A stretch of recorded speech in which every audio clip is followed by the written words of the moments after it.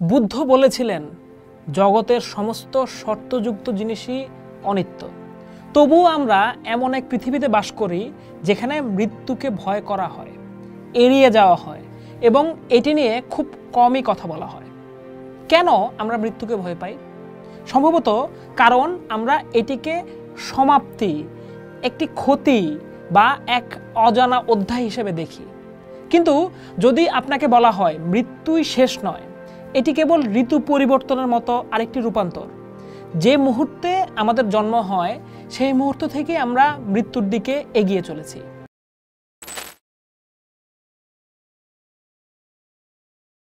এটি অস্তিত্বের এক অনস্বীকার্য সত্য। অনেক সংস্কৃতিতে মৃত্যুকে একটি দুঃখজনক ঘটনা এবং প্রতিরোধের বিষয় হিসেবে দেখা হয়, কিন্তু বৌদ্ধ ধর্মে মৃত্যুকে শত্রু হিসেবে দেখা হয় না, বরং এটি জীবনচক্রের একটা স্বাভাবিক পর্যায়।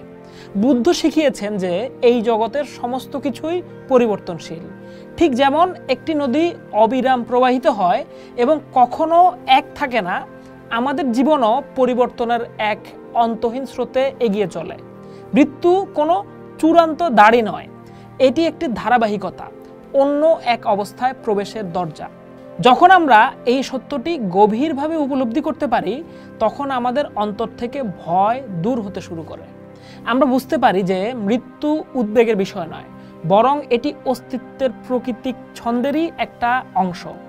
আমরা মৃত্যুকে ভয় পাই কারণ আমরা আমাদের আমি বা আত্মার প্রতি আসক্ত। আমরা বিশ্বাস করি যে এই শরীর, এই মন, এই ব্যক্তিত্ব, এই সবই আমাদের। কিন্তু বুদ্ধ অনাত্মা বা নো সেলফের শিক্ষা দিয়েছেন, যার অর্থ হলো কোনো স্থায়ী আত্মা বা আমির অস্তিত্ব নেই। আমরা যাকে আমি বলি তা আসলে চিন্তা, অনুভূতি, আবেগ এবং অভিজ্ঞতার একটা অস্থায়ী সমষ্টি মাত্র।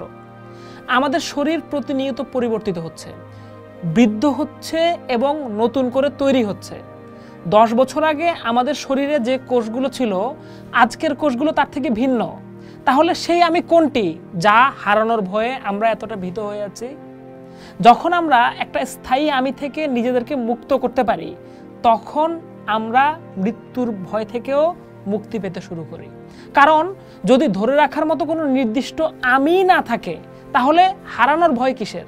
বৌদ্ধ দর্শন অনুসারে একজন ব্যক্তি 5টি উপাদানের সমষ্টি। প্রথমত রূপ, আমাদের শারীরিক শরীর। দ্বিতীয়ত বেদনা, আমাদের অনুভূতি, সুখ, দুঃখ, নিরপেক্ষ ইত্যাদি। তৃতীয়ত সংজ্ঞা অর্থাৎ পারসেপশন, আমাদের চেনা বা বোঝার ক্ষমতা। চতুর্থ সংস্কার, আমাদের মানসিক অভ্যাস, চিন্তা ও কর্মের প্রবণতা। পঞ্চম বিজ্ঞান বা কনসাসনেস, আমাদের চেতনা বা সচেতনতা। এই 5টি উপাদানের প্রতিটি পরিবর্তিত হচ্ছে। এইগুলা কোনোটাই স্থায়ী সত্তা নয়, যা পরিবর্তনের ঊর্ধ্বে থেকে যেতে পারে। যখন আমরা এই অনাত্মা তত্ত্বটি বুঝি, তখন মৃত্যু আর ভয়ঙ্কর থাকে না। এটি তখন কেবল এই 5 উপাদানের বিভাজন এবং রূপান্তর বলে মনে হয়। আমাদের চারপাশের জগৎ এক স্থির পরিবর্তনের মধ্যে রয়েছে। ফুল ফোটে এবং ঝরে যায়, নদী বয়ে চলে কিন্তু কখনো এক জায়গায় থাকে না। ঋতু বসন্ত থেকে শীতে পরিবর্তিত হয়, কোনো কিছুই স্থির নয়। এটাই হলো অনিত্যতার নিয়ম। আমরা যখন এই পরিবর্তনকে প্রতিরোধ করার চেষ্টা করি, তখনই আমাদের দুঃখ ঘটে। আমরা যৌবনকে আঁকড়ে ধরি, বার্ধক্যকে ভয় পাই। আমরা প্রিয়জনকে ধরে রাখি, তাকে হারানোর ভয়ে ভীত থাকি। কিন্তু আমরা যতই শক্ত করে আঁকড়ে ধরি না কেন, জীবন তার নিজের গতিতে এগিয়ে চলে। যখন আমরা অনিত্যতার এই নিয়মকে গ্রহণ করি, তখন আমরা শান্তি খুঁজে পাই। আমরা দেখি যে মৃত্যু সহ সবকিছুই এই প্রাকৃতিক প্রক্রিয়ারই একটা অংশ, এবং শেষের ভয় করার পরিবর্তে আমরা প্রতিটা মুহূর্তকে পুরোপুরিভাবে যদি উপভোগ করতে পারি, তাহলেই জীবন সুন্দর হয়ে ওঠে। কারণ আমরা জানি যে জীবন নিজেই একটা ক্ষণস্থায়ী সুন্দর উপহার। অনিত্যতার প্রকৃত উপলব্ধি আমাদের শেখায় যে কোনো কিছুই চিরস্থায়ী নয়, তাই কোনো কিছু হারানোর ভয়ও অর্থহীন। মৃত্যুর প্রতি আমাদের ভয় প্রায়শই আমাদের প্রিয়জন, আমাদের সম্পত্তি, আমাদের অর্জনের প্রতি আসক্তি থেকে উদ্ভব হয়। আমরা যা কিছু তৈরি করেছি, যে সম্পর্কগুলো লালন করেছি এবং যে পরিচয় আমরা ধারণ করেছি, তা হারানোর ভয় পাই। কিন্তু বুদ্ধ শিখিয়েছেন যে আসক্তি দুঃখের মূল কারণ। আমরা যা কিছু আঁকড়ে ধরি তা একদিন পরিবর্তিত হবে বা বিলীন হয়ে যাবে। আমরা যত শক্ত করে ধরে রাখবো তত বেশি কষ্ট পাবো। প্রতিরোধ করার পরিবর্তে আমরা আসক্তি ত্যাগ করতে পারি। আমরা আমাদের প্রিয়জনকে আঁকড়ে না ধরেও তার প্রশংসা করতে পারি। আমরা জীবনের শেষকে ভয় না পেয়েও জীবনকে উপভোগ করতে পারি। এবং যখন মৃত্যু আসবে আমরা খোলা বাহুতে তাকে স্বাগত জানাতে পারি, কারণ আমরা জানি যে কোনো কিছুই আসলে আমাদের ছিল না। বৌদ্ধ দর্শন আমাদের ভালোবাসতে শেখায়, কিন্তু সেই ভালোবাসাকে বন্ধন মারাতে নিষেধ করে। একেই বলা হয় মৈত্রী বা নিঃশর্ত ভালোবাসা, যা কোনো প্রতিদান বা অধিকার বোধের উপর নির্ভরশীল নয়। এই বোধ অর্জনে ধ্যান গুরুত্বপূর্ণ। যখন আমরা ধ্যান করি তখন আমরা আমাদের মনকে আসক্তি ছাড়াই চিন্তা ভাবনা পর্যবেক্ষণ করার প্রশিক্ষণ দেই। আমরা মৃত্যুর ভয় সহ আমাদের সমস্ত ভয়কে শান্ত সচেতনতার সাথে মোকাবেলা করতে শিখি। অনেক বৌদ্ধ ভিক্ষু এমনকি মৃত্যুর উপরও ধ্যান করে মৃত্যুর জন্য প্রস্তুতি নেন।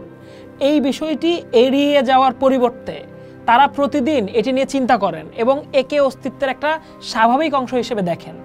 এই অনুশীলন ভয় দূর করে এবং তাদের শান্তি ও স্থিরতার সাথে বাঁচতে ও মরতে সাহায্য করে। এই বিশেষ ধ্যানকে মরণানুসূতি বলা হয়, যার অর্থ হলো মৃত্যুর প্রতি মননশীলতা।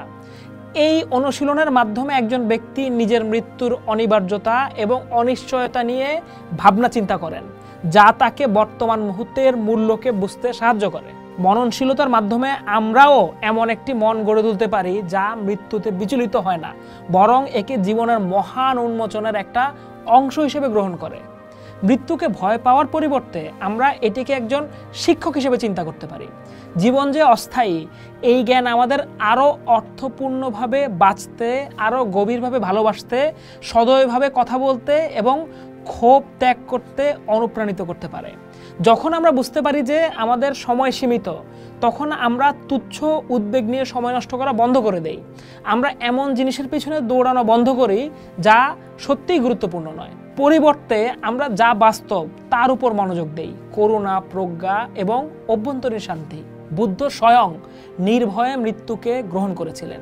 তিনি শিখিয়েছিলেন যে জ্ঞানীরা সমাপ্তির জন্য শোক করে না, কারণ তারা বোঝে যে সত্যিকারের কোনো শুরু বা শেষ নেই, আছে কেবল অবিরাম পরিবর্তন। ইতিহাস জুড়ে মহান ভিক্ষু এবং গুরুরা শান্তিপূর্ণভাবে, এমনকি আনন্দের সাথে পরলোক গমন করেছেন। তাদের জ্ঞান আমাদের দেখায় যে আমরাও ভয়মুক্ত এবং জ্ঞানে পূর্ণ একটা মন গড়ে তুলে মৃত্যুর জন্য প্রস্তুত হতে পারি। মৃত্যু শেষ নয়, এটিকে ভয় পাওয়ার কিছু নেই, এটি কেবল অস্তিত্বের মহান চক্রের একটা অংশ। যখন আমরা এই সত্যকে গ্রহণ করি তখন আমরা নিজেদেরকে আসক্তি থেকে মুক্ত করি এবং জীবনকে পুরোপুরি আলিঙ্গন করি। মৃত্যু জীবনের সবচেয়ে বড় সত্য এবং এই সত্যকে স্বীকার করার মধ্যেই রয়েছে জীবনের সার্থকতা। ভয় নিয়ে বেঁচে থাকার চেয়ে প্রতি মুহূর্তকে তার পূর্ণতায় যাপন করাই হলো বুদ্ধের দেখানো পথ। এই পথ আমাদের শেখায় যে জীবন এবং মৃত্যু একে অপরের পরিপূরক, ঠিক যেমন রাত এবং দিন। একটি ছাড়া অন্যটির অস্তিত্ব অর্থহীন। তাই মৃত্যুকে ভয় না পেয়ে আসুন আমরা জীবনকে এমনভাবে সাজাই যাতে প্রতিটি মুহূর্ত করুণা, ভালোবাসা এবং প্রজ্ঞায় পূর্ণ থাকে। পোস্ট দেখুন, ভাবুন, করুন। থাকুন পোস্টের সাথে।